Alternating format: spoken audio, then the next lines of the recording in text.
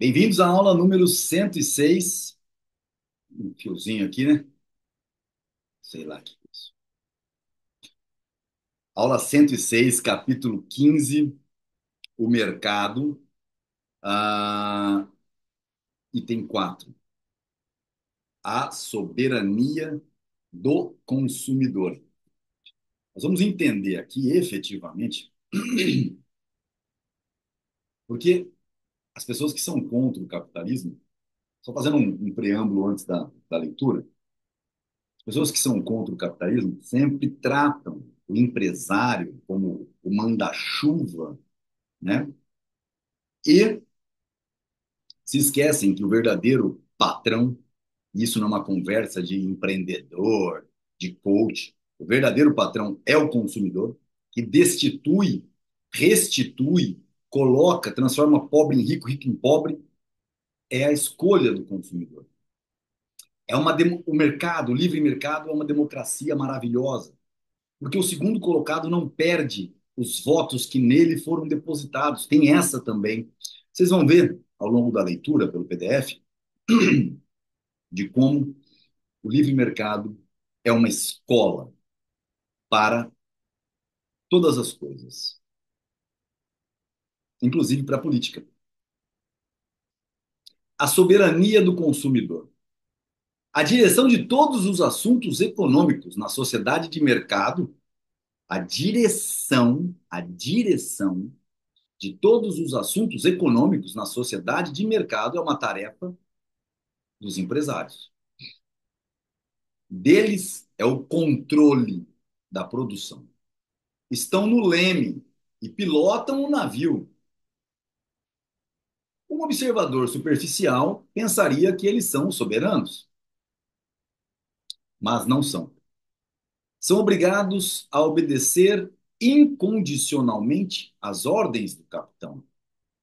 O capitão é o consumidor. Não são os empresários, nem os agricultores, nem os capitalistas que determinam o que deve ser produzido. São os consumidores. Se um empresário não obedece estritamente às ordens do público, tal como lhes são transmitidas pela estrutura de preços do mercado, sofre perdas, vai à falência e é assim removido de sua posição eminente no leme do navio. Veja que coisa mais importante de ser notada aqui. Não é o capitão o dono da empresa. O capitão são os consumidores. Outro que melhor satisfizer os desejos dos consumidores o substituirá. Os consumidores prestigiam as lojas nas quais podem comprar o que querem pelo menor preço. Ao comprarem e ao se absterem de comprar, os consumidores decidem sobre quem deve possuir e dirigir as fábricas e as fazendas. Enriquecem um homem pobre e empobrecem um homem rico. Determinam precisamente a quantidade e a qualidade do que deve ser produzido. São patrões impiedosos, cheios de caprichos e fantasias, instáveis e imprevisíveis. Para eles, a única coisa que conta é a sua própria satisfação. Não se sensibilizam nem um pouco com méritos passados ou com interesses estabelecidos. Pouco importa se até ontem iPhone era tudo de bom e amanhã serão os celulares da Tesla. Pouco importa. Se lhes for oferecido algo que considerem melhor e que seja mais barato, abandonam seus fornecedores habituais. Na sua condição de compradores e consumidores, são frios e insensíveis, sem consideração por outras pessoas. Olha que coisa. Apenas os vendedores de bens e serviços de primeira ordem estão em contato direto com os consumidores e dependem diretamente de suas ordens. Só quem está no comércio, né, vendendo diretamente para quem compra. Só que, mas, eles transmitem as ordens recebidas do público a todos aqueles que produzem os bens e serviços de uma ordem mais elevada. Então, quem vende a camiseta lá no comércio só vai comprar novos estoques se o preço que as pessoas estão pagando for condizente para que ele se mantenha no negócio comprando no preço correto de quem os vende. E assim, a fábrica comprando o tecido comprando maquinários e algodão, né? A pessoa que planta o algodão sendo remunerada a contento. Então, este é o contexto geral de quem manda no preço de todas as coisas, o consumidor final. Mas alguém pode perguntar, mas espera aí, Rodrigo, mas se o algodão fica caro, tudo começa a subir de preço, tirando o sentido de que as coisas não sobem de preço no que a gente costuma chamar de inflação, né, de forma errada, mas que a gente costuma chamar por conta da desvalorização da moeda, numa situação em que o preço dos insumos sobe por um aumento de demanda ou uma diminuição de oferta, o que acontece é que o público será selecionado a partir da quantidade e da oferta e daquilo que se possa ser colocado ou não no mercado. Então, continuando aqui, isto porque os fabricantes de bens de consumo, os varejistas, os prestadores de serviços, os profissionais, são obrigados a adquirir o que necessitam para a condução do seu próprio negócio, daqueles fornecedores que lhes vendem pelo menor preço. Se não quiserem comprar pelo menor preço de mercado e não organizarem seu processamento dos fatores de produção de maneira a atender os desejos do consumidor, oferecendo produtos melhores e mais baratos, serão forçados a fechar seu negócio. É aqui que está dizendo que o produtor, o comerciante, tem que comprar bem para poder vender ao preço que o mercado consumidor quer comprar. Outros mais eficientes, mais bem-sucedidos na tarefa de comprar e processar fatores de produção, os suplantarão. O consumidor pode dar livre curso aos seus caprichos e fantasias. E aqui é o ponto-chave. Os empresários capitalistas, agricultores, têm suas mãos amarradas, são obrigados a conformar suas atividades segundo as ordens do público comprador. Qualquer desvio das linhas prescritas pela demanda dos consumidores lhes é debitado. O mais insignificante desvio, seja intencional ou causado por erro, mau julgamento ou ineficiência, restringe ou suprime os seus lucros. Um desvio mais acentuado resulta em perdas, reduzindo ou absorvendo inteiramente sua riqueza. Os capitalistas, empresários e proprietários de terra só podem preservar e aumentar sua riqueza ou satisfazer sua riqueza ou satisfazer melhor os desejos dos consumidores.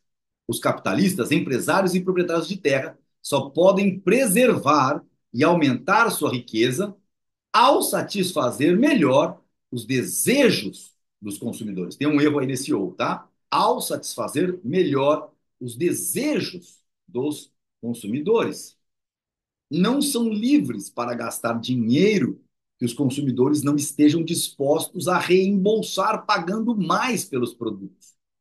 Na condução de seus negócios, devem ser insensíveis e duros, porque os consumidores, os seus patrões, são eles também insensíveis e duros. Os consumidores determinam, em última instância, não apenas os preços de bens de consumo, mas também os preços de todos os fatores de produção. Determinam a renda de cada membro da economia de mercado. São os consumidores e não os empresários que basicamente pagam os salários ganhos por qualquer trabalhador, pela glamourosa artista de cinema ou pela faxineira. Cada centavo gasto pelos consumidores determina a direção de todos os processos de produção e os detalhes de organização de todas as atividades mercantis. Este estado de coisas foi bem descrito ao se denominar o mercado uma democracia na qual cada centavo dá direito a um voto. Vamos só ver a nota de rodapé, ver Frank A. Fetter, The Principle of Economics, né? O princípio de economics de Fetter. Tá? Nota de rodapé, nota bibliográfica. Seria mais correto dizer que uma Constituição democrática é um dispositivo que concede aos cidadãos, na esfera política, aquela mesma supremacia que o mercado lhes confere na sua condição de consumidores. Não obstante, a comparação é imperfeita. Na democracia política, somente os votos dados em favor do candidato ou do programa que obteve a maioria têm influência no curso dos eventos políticos. Os votos colhidos pela minoria não influenciam diretamente as políticas adotadas. Entretanto, no mercado, nenhum voto é dado em vão. Cada centavo gasto tem o poder de influenciar os processos de produção. Os editores não trabalham apenas para a maioria que lê histórias de detetive, mas também para a minoria que lê poesia e tratados de filosofia. As padarias fazem pão não apenas para pessoas saudáveis, mas também para pessoas doentes, submetidas a uma dieta especial. É a disposição de gastar certa quantidade de dinheiro que confere todo o peso para a decisão de um consumidor. É verdade que no mercado os vários consumidores não têm o mesmo direito de voto. Os ricos dispõem de mais votos que os cidadãos mais pobres. Mas essa desigualdade é em si mesma o resultado de um processo eleitoral anterior. Ser rico numa autêntica economia de mercado é o resultado do sucesso em conseguir atender melhor os desejos do consumidor. Um homem rico só pode preservar sua fortuna se continuar a servir o consumidor da maneira mais eficiente. Desta forma, os proprietários dos fatores materiais de produção e os empresários são virtualmente mandatários ou homens de confiança dos consumidores, designados por uma eleição que se repete todos os dias. No funcionamento de uma economia de mercado, só há uma situação na qual a classe proprietária não está completamente sujeita à supremacia do consumidor: quando há preços monopolísticos. Porque os preços monopolísticos são uma violação da soberania do consumidor. Por que aqui não se fala em monopólio e se fala em preços monopolísticos? Porque nós vamos aprender dentro da ação humana que não existe tal coisa. Ou, pelo menos, não é o monopólio que influencia na soberania do consumidor. São os preços monopolísticos. E nós vamos entender o que é necessário para que haja preços monopolísticos. E eu vou dar bons exemplos, principalmente correlacionando sistemas de abastecimento de águas privados nos municípios e o seu direito de ser único a servir, porque poderiam existir outros, como caminhões-pipas entregando e tudo mais. Mas nós não vamos deixar isso para a hora certa. Por hora, agradeço a, a, a companhia dessa centésima sexta aula e iremos para a centésima sétima, que é um subitem deste capítulo 4, né? Deste item 4 do capítulo 15 da soberania do consumidor. Até lá!